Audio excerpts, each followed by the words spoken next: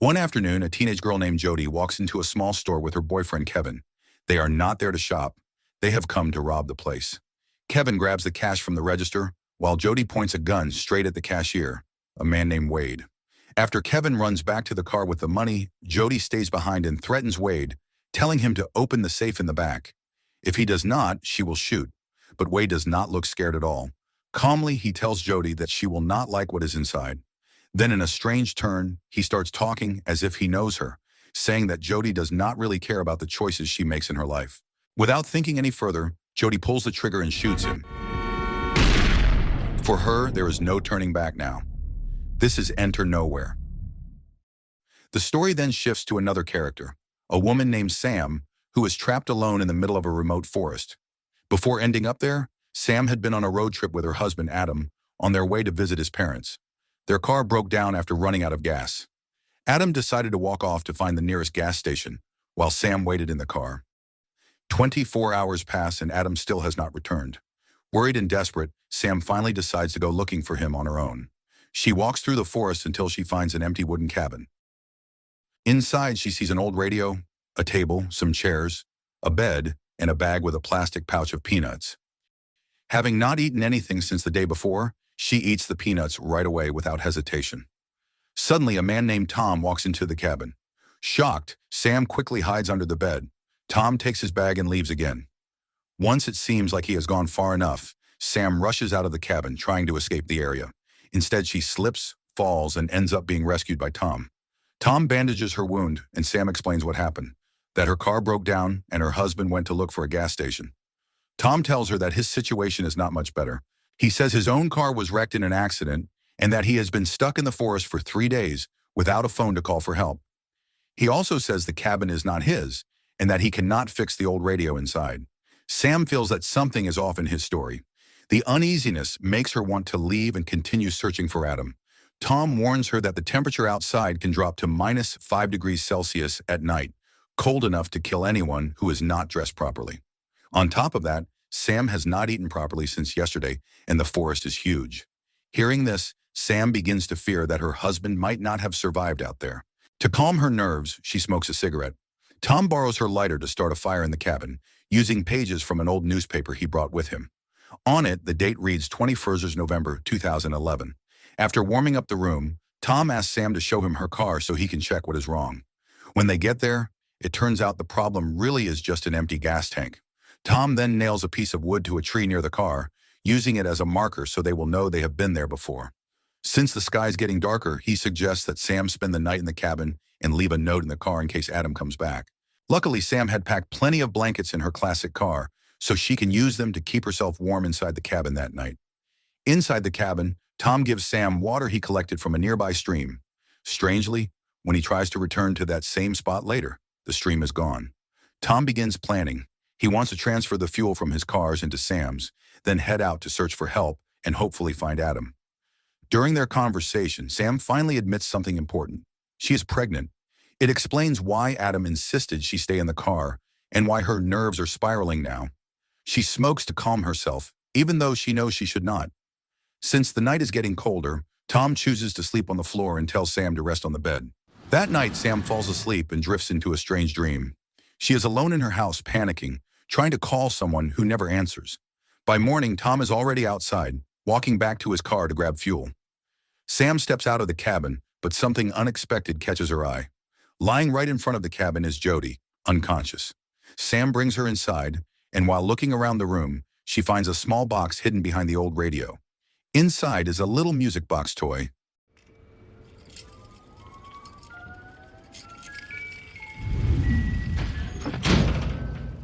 The wind outside keeps slamming the door over and over, and the sound wakes Jody in shock.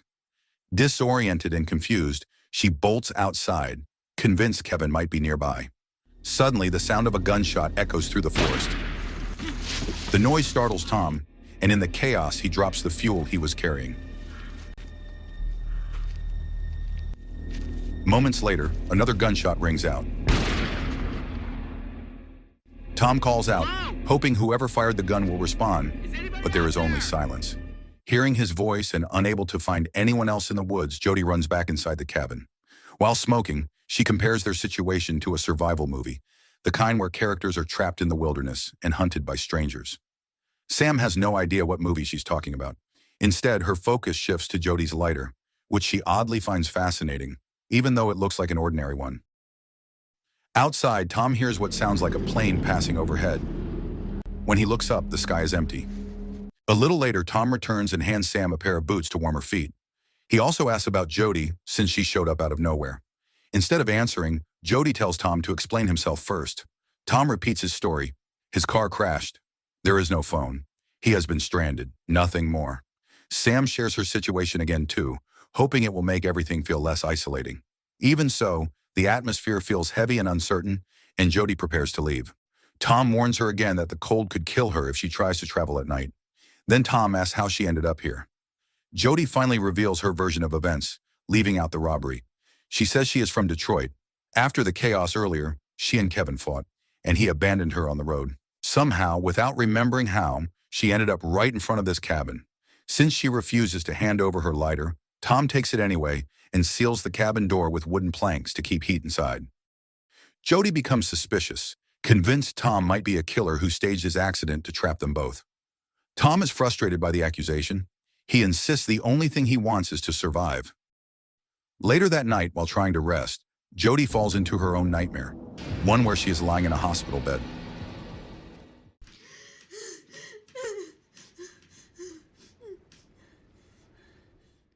The next morning, Jody tries walking deeper into the forest from behind the cabin, hoping to find help. But her nightmare from the night before lingers in her mind, and before she gets far, she hears another gunshot. Fear takes over and she turns back. Inside the cabin, she and Sam talk. Sam explains that before all of this, she was on her way to her in-laws with her husband Adam. They had planned to tell his family she was pregnant, a pregnancy she had only discovered a week earlier. The baby was due in early November. Jody casually mentions that her birthday is also in November, on the 11th. That small detail leads to something strange. Jody is convinced they are somewhere in Wisconsin, but Sam remembers clearly that she was already close to Concord, New Hampshire, before getting stranded in the forest. The distance between the two places is roughly 1,500 miles. The numbers do not make sense. Meanwhile, Tom continues exploring the woods. He finds a bullet casing on the ground and keeps marking trees to track his direction. He walks straight, or at least he believes he does, yet somehow he ends up back at the cabin again. According to Jody, this forest is in Wisconsin. Sam insists it is New Hampshire. Tom believes his accident happened in South Dakota. The confusion keeps growing, and so does Sam's fear for Adam's safety. That night, it is Tom's turn to dream. His nightmare involves a gun. When he wakes, his instincts are clearer. If they stay in the cabin, they will eventually die. Their food and water will run out, so he makes a decision. The three of them will leave and take a route they have not tried yet. As they walk, Sam remembers her earlier nightmare. The forest feels unsettling and endless. Suddenly, Jody trips over an old metal door handle buried in the leaves. As she falls, a wad of cash slips from her pocket. Tom notices, but she ignores his questions. They uncover a locked metal hatch. Tom breaks it open with an axe. It is a bunker. Inside, they find a map. Sam guesses it is about 20 years old. Jody thinks it looks closer to 50. Shelves are lined with canned food, preserved drinks, and bottles of wine dated between 1925 and the early 1930s. Everything is labeled in German. Sam understands some of the writing because her mother taught her the language. Her father, who was German, died in the war before she was born. Jody then admits that her father was also a casualty of war. After gathering supplies, they climb back to the surface. What they see stops them in their tracks. The cabin is right there, not far away. Even though they walk straight, and even though they covered what felt like a long distance, they have looped back to the same place. They return inside. Tom tells them his plan. Tomorrow they will split up and search in different directions. It is dangerous, and they all know it. But Tom is willing to risk it. He has no one waiting for him. He grew up in an orphanage in South Dakota, and his mother was executed long ago. While Tom steps outside, Sam finally confronts her curiosity. She wants to know where Jody's stack of cash came from. Jody admits the truth. The money is from multiple robberies she committed with her boyfriend. She grew up poor, never finished school, and survived by stealing. Sam laughs it off at first, thinking it is just a wild joke until she notices the year printed on the bills, 1984. She innocently points out that the United States Treasury would never print money from the future. That comment changes everything. Jody freezes, confused, and starts asking Sam questions. She wants to know what war killed Sam's father, and more importantly, what year Sam believes they are in. What war did your father die in? World War II, of course. What year do you think it is? 1962. When Tom returns, both women immediately ask him the same question. What year is it? Tom answers without hesitation. 2011. The atmosphere shifts. The three of them realize they are not from the same time. Tom is from 2011, Jody is from 1984, Sam is from 1962. The fear becomes real. Something impossible is happening to them. Before they can make sense of it, another gunshot explodes in the distance. Tom rushes to the window and sees a man approaching with a rifle, a stranger in old military clothing. Tom readies the axe for protection. They try calling out for help, but the man only responds in German. He keeps walking toward them. Gun raised. Sam knows enough German to tell him they are unarmed. It does not matter. The man knocks Tom unconscious in a single hit. Wir sind nicht bewaffnet. When Tom wakes up, he is tied up. Sam and Jody are strapped to chairs beside him. Looking around the cabin, everything suddenly makes sense. The old radio, the wine bottles dated from the 30s, the bunker they found earlier. They are no longer in the present. They are trapped in the middle of World War II. Sam begins to panic and asks Tom if he brought them here with some kind of time machine. Tom explains that in 2011, technology is nowhere close to that. Sam is stunned by what he tells her next. By then, President John F. Kennedy has been assassinated, and Elvis Presley is long gone. Moments later, the soldier returns. He unties Tom's feet and forces him outside at gunpoint. Tom manages to break free and run, but the soldier chases him and eventually captures him again, tying him to a tree deep in the woods. Then something unexpected happens. As the soldier returns to the cabin and looks at Jody, his expression changes. He sees her necklace. He recognizes it. He has one exactly like it. Without hesitation, he grabs it from her and raises his weapon again. Jody finally admits the necklace is her grandmother's. Then something even stranger happens. Sam realizes she has the exact same necklace, passed down from her mother. Hey! Woher hast du das? Ha? Woher hast du das?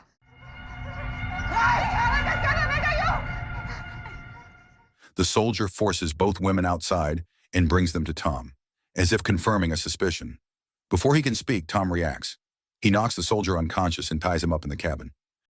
Searching his jacket, they find his identification. His name is Hans Neumann. The discovery hits Sam hard. The woman in her necklace is her mother, and the man tied to the chair is her biological father, the same man she believed died in World War II. Jody then looks at her own necklace and reveals the woman in hers was her grandmother. She also shares her birth date, November 11, 1962. Her last name is Cohen, the same last name as Adam, Sam's husband. She explains that after Sam died giving birth, Adam's family took her in and raised her. The truth breaks Sam. She steps outside, overwhelmed.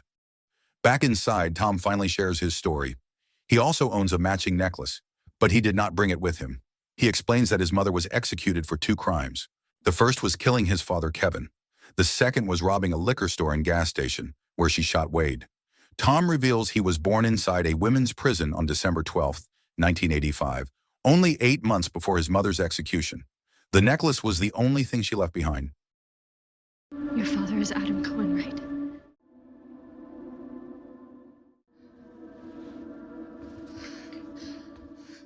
She shot a cashier. She also shot and killed my father, Kevin Banks. You look me in the eyes and you tell me if I'm lying. The room falls silent as the timeline snaps into place. Jody is Tom's mother. Sam is Jody's mother. Hans is Sam's father. 4 people connected across generations, trapped in the same impossible moment in time. Jody steps outside and finds Sam. She tells her everything. She explains that Adam, Sam's husband in Sam's timeline, later dies in the Vietnam War. His family never accepted Jody and treated her cruelly, leaving scars on her body and on her life. She also shares that her grandmother, Sam's mother, died in a car accident shortly after Hans was killed in the war. With everything now out in the open, Sam returns to the cabin. She unties Hans and tries to speak with him privately. Tom is angry and wants him restrained, but Sam insists. No matter what has happened, Hans is still her father, and trust is the only chance they have left. Confused and shaken, Hans grabs his rifle and weapon, then steps out of the cabin on his own. Sam begins remembering the nightmare that haunted her earlier. In it, she dies during childbirth. Adam is away fighting in Vietnam. She is alone in the house. The ambulance arrives too late, and no one is there to help her. Tom shares his nightmare too. In his vision, he shoots a priest and then turns the gun on himself. Jody's dream is just as grim. She sees herself on death row, executed for killing Kevin and for the crimes she committed. All three realize they have dreamed the exact moment they die in their original timelines. Tom believes none of this is coincidence. He thinks they were brought together in this forest cabin to rewrite history. Their second chance begins with preventing Hans from dying in World War II. The three of them head to the bunker again and examine the map. Sam remembers the story of her father's death. Hans died after losing contact with his unit, right when communication equipment failed, just like the broken radio in the cabin now. If the timeline matches, today is the day Hans is supposed to die. Tom explains the logic. If Hans survives the war, his wife will be with him. When Sam reaches childbirth years later, she will not be alone. She will get to the hospital on time and live. Jody will grow up loved and supported, not abandoned and hardened. Tom will be born into a stable family, not inside a prison cell. It is only a theory, but something is already proving it true. The scar on Jody's elbow, caused by years of abuse, has vanished. The timeline is shifting. They return to the cabin. Hans finally manages to fix the radio and receives orders from his command.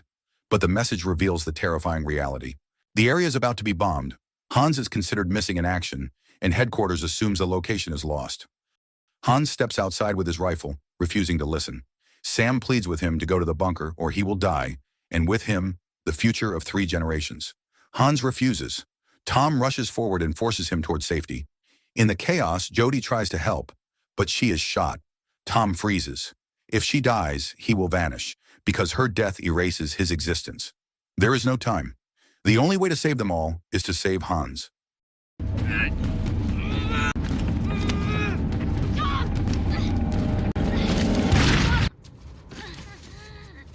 Tom chases him into the forest.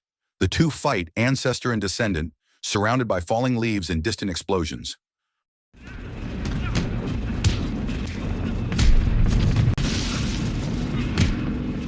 Hans runs out of bullets, but manages to escape. The forest twists around them like a maze, repeating itself like a looping video game. Tom uses this strange logic to intercept Hans. Just as he is about to stop him, Jody takes her final breath back at the cabin. Tom disappears instantly. He never existed. Sam is devastated, but she keeps pushing Hans toward the bunker. Bomb sirens begin to roar in the sky above. She begs him not just for himself, but for their family's future. Hans finally accepts, and they run. Bombs crash down around them. The ground shakes. The forest burns. A blast throws Sam to the ground. Her head strikes a rock, and she loses consciousness. Hans carries her into the bunker and shields her as the explosions continue. Moments later, Sam dies in his arms.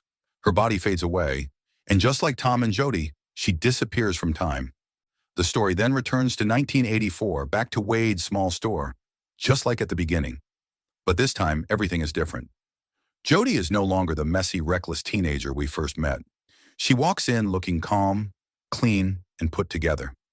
Instead of pulling out a gun, she reaches into her pocket and pays for her groceries with cash. A moment later, Kevin walks in, but he is not with Jody now. He has a different girlfriend by his side. The two of them point a weapon at Wade and begin the same robbery Jody once took part in.